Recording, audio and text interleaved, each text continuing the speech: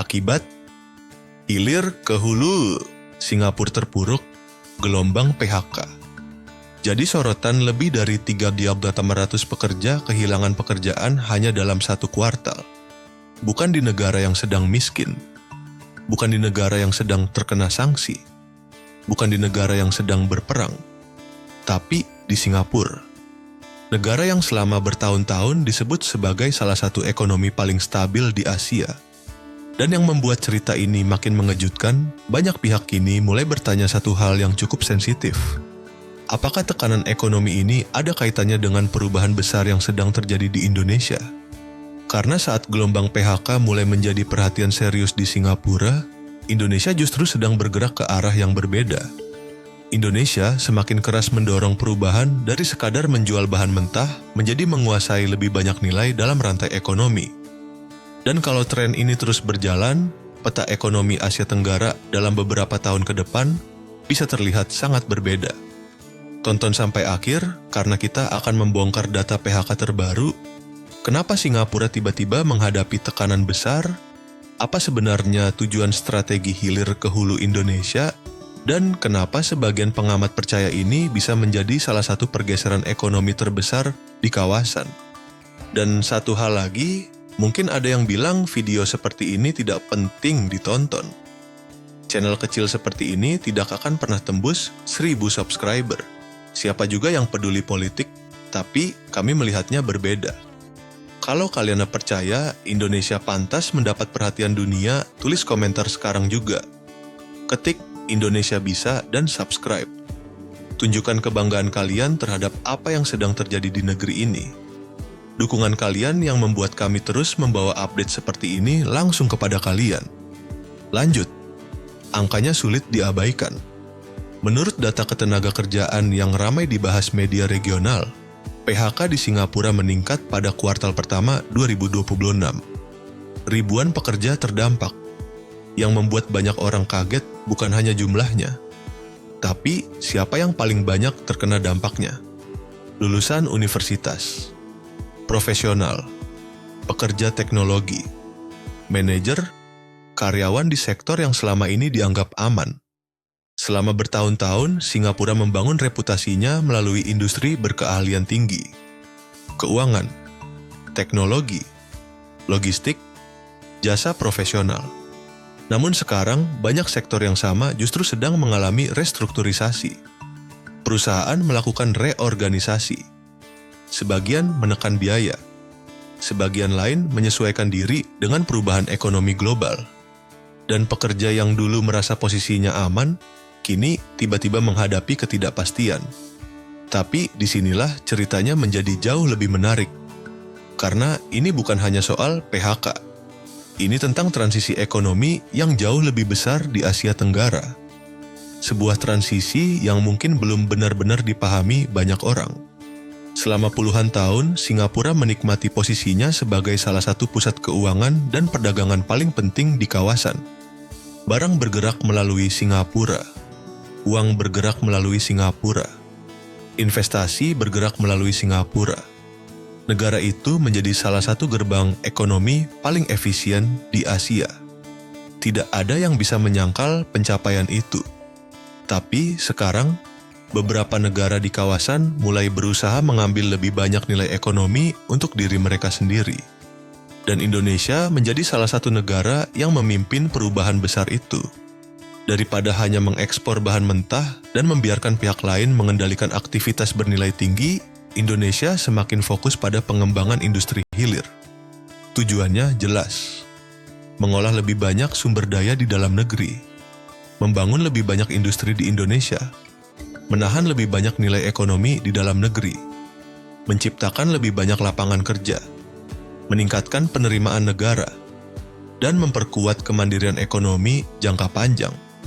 Inilah yang banyak orang maksud ketika membicarakan pergeseran dari hilir ke hulu, dari ekspor mentah menuju industri domestik yang lebih terintegrasi.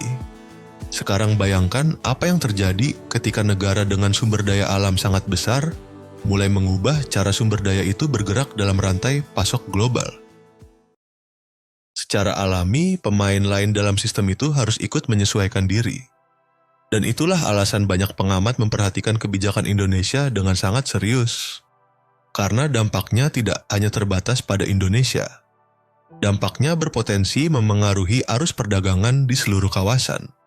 Belakangan ini, diskusi semakin panas tentang pengendalian ekspor, pengolahan sumber daya, kebijakan penempatan devisa hasil ekspor, dan upaya menutup celah kebocoran penerimaan komoditas.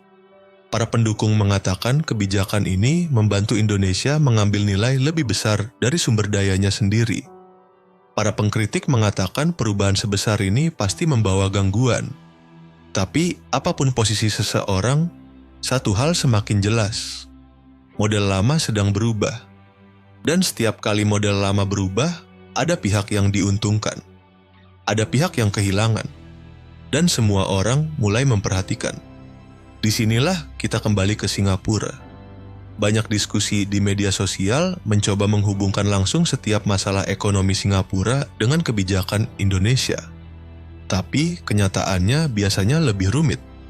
Ekonomi Singapura dipengaruhi banyak faktor. Perlambatan teknologi global, kondisi perdagangan internasional, restrukturisasi perusahaan, perubahan arus investasi, persaingan dari pusat ekonomi baru di kawasan, dan ketidakpastian ekonomi yang lebih luas. Namun, benar juga bahwa ambisi ekonomi Indonesia yang semakin besar sedang mengubah percakapan di Asia Tenggara. Investor memperhatikan, pengusaha memperhatikan, pemerintah negara lain memperhatikan. Karena Indonesia tidak lagi hanya berbicara tentang ekspor sumber daya. Indonesia sedang berbicara tentang menguasai bagian yang lebih besar dari seluruh rantai pasok. Dan itu percakapan yang sangat berbeda.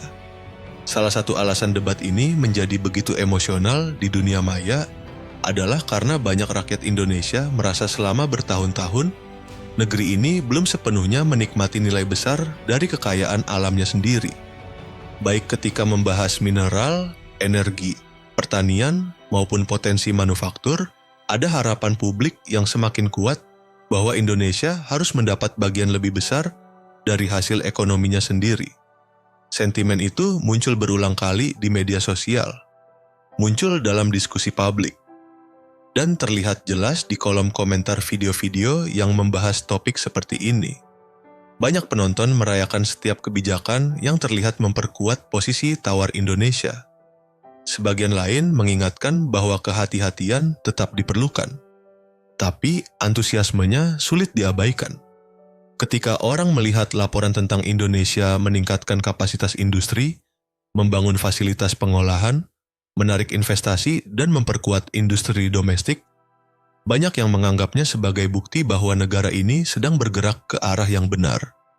Dan itulah yang menjelaskan kenapa cerita tentang Singapura sering menarik perhatian besar. Karena bagi banyak penonton, cerita ini bukan lagi hanya tentang Singapura. Ini tentang masa depan Indonesia. Tentang apakah Indonesia akhirnya bisa memaksimalkan nilai dari sumber dayanya sendiri. Tentang apakah Indonesia bisa menjadi bukan hanya pemasok bahan mentah, tetapi kekuatan industri besar. Dan karena itulah percakapan ini terus membesar. Sekarang inilah bagian yang jarang dibahas banyak orang. Bahkan jika Singapura berhasil melewati tantangan saat ini, dan banyak ahli percaya mereka bisa melakukannya, peta persaingan tetap sedang berubah. Indonesia tumbuh, Vietnam tumbuh, Malaysia menyesuaikan diri, Thailand juga bergerak menyesuaikan diri. Seluruh kawasan sedang berevolusi. Apa yang berhasil 10 tahun lalu belum tentu berhasil 10 tahun ke depan. Kepemimpinan ekonomi tidak pernah dijamin selamanya. Setiap negara harus terus beradaptasi. Setiap negara harus terus berinovasi. Setiap negara harus terus bersaing. Dan mungkin inilah pelajaran terbesar dari seluruh cerita ini. Bukan sekadar satu negara menang dan negara lain kalah, tapi bahwa kekuatan ekonomi selalu bergerak, selalu bergeser, selalu berubah. Negara yang membaca perubahan lebih awal akan mendapat keuntungan. Negara yang mengabaikan perubahan berisiko tertinggal. Hari ini, Indonesia terlihat semakin serius mendorong pengembangan industri, pengolahan sumber daya, dan kendali ekonomi yang lebih kuat atas sektor-sektor strategis. Para pendukung percaya langkah ini akan menciptakan lapangan kerja, meningkatkan investasi, dan memperkuat ketahanan nasional. Para pengkritik masih memperdebatkan risiko dan tantangannya. Tapi tidak ada yang bisa menyangkal bahwa arah ini sedang menarik perhatian besar. Sementara itu, Singapura menghadapi tantangan untuk melewati gelombang PHK, restrukturisasi, dan ekonomi kawasan yang berubah cepat. Apakah tekanan ini hanya sementara atau bagian dari tren yang lebih besar? Itu masih menjadi salah satu pertanyaan terbesar di Asia Tenggara saat ini. Dan pertanyaan itu mungkin akan menjadi semakin penting dalam beberapa tahun ke depan. Karena jika strategi hilir ke hulu Indonesia memberikan hasil seperti yang diharapkan para pendukungnya, keseimbangan pengaruh ekonomi di kawasan bisa terlihat sangat berbeda dari yang kita kenal selama puluhan tahun. Cerita sebenarnya bukan hanya tentang PHK. Cerita sebenarnya bukan hanya tentang Singapura. Cerita sebenarnya adalah tentang transformasi. Transformasi yang bisa membentuk ulang jalur perdagangan, arus investasi, pembangunan industri, dan kekuatan ekonomi di Asia Tenggara. Dan itulah kenapa jutaan orang memperhatikan cerita ini dengan sangat serius. Menurut kalian bagaimana? Apakah kebijakan hilirisasi dan industrialisasi Indonesia sedang menciptakan era baru kekuatan ekonomi nasional? Atau menurut kalian dampaknya terhadap kawasan terlalu dibesar-besarkan? Tulis analisis kalian di kolom komentar. Karena perdebatan ini baru saja dimulai.